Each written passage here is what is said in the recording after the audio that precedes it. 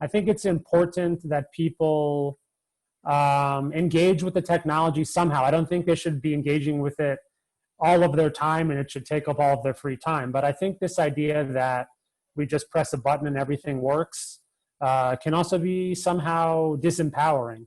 And I think that is kind of the model of internet that we have now. And that model is somehow problematic, where everything just kind of is easy and you don't need to understand how it works. And I think us not understanding how it works can also lead to some kind of bad outcomes. I think we're seeing the effects of this sort of push button technology in the urban world, you know?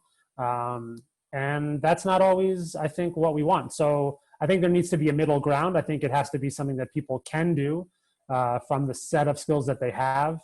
And certainly, I mean, you guys have the same experience somehow, you know, you can do it. It is possible to train people who aren't literate to set up an internet network. It's not like it can't be done. It can be done. And I think the engagement with the technology helps people gain a different kind of literacy around the technology. And I think that literacy is crucial for people to get the most out of the technology, and the most out of it in the sense of the best parts of it, and also hopefully have a better and more critical understanding of the possible dangers of the technology or negative possibilities that the technology presents. And I would also say that Rhizomatica, we don't only work with internet technologies. We try to look at this idea of community networks from a communication standpoint. So if you look at most of the networks that we actually build, they use internet, but they usually are using internet to deliver other services, not just internet connectivity itself. So we built a huge cellular network, most of which is a voice network. We're also working in Brazil and here in Ecuador, where I am actually at this very moment, on using sort of a hybrid, using internet technologies to make HF or shortwave radio able to pass digital information over very, very long distances for isolated communities in the Amazon. So our take on it isn't so much our job is to get people access to the internet. We feel that our job is to help people communicate in the ways that help them build their autonomy, defend their territory, and kind of organize themselves for a nice and good life, you know? And sometimes that includes the internet and sometimes it doesn't.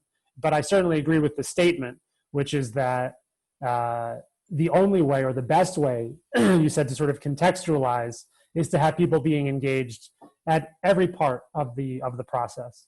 And if we don't do that, then yes, we are just essentially extending a consumer model, or even what I think of as a circuit of capitalist accumulation into areas that have somehow been not been part of that.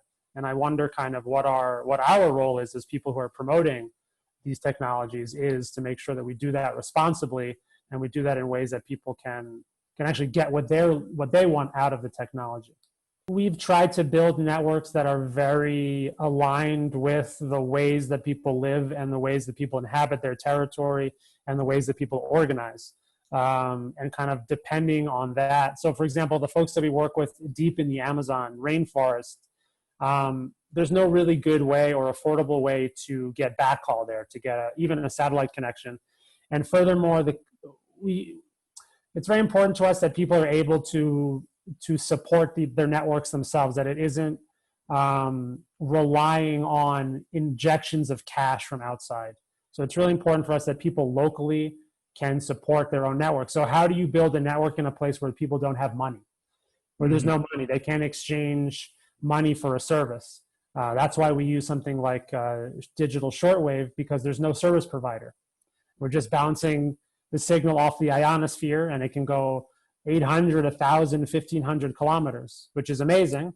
And we don't have to pay anybody to do that. So for the community, as long as they're able to kind of maintain the equipment, there's not a monthly service that they're having to pay to somebody. So that's that experience. That's why we went in that direction there. In Mexico, it's been a kind of a different story somehow. When we started there, people were just interested in talking.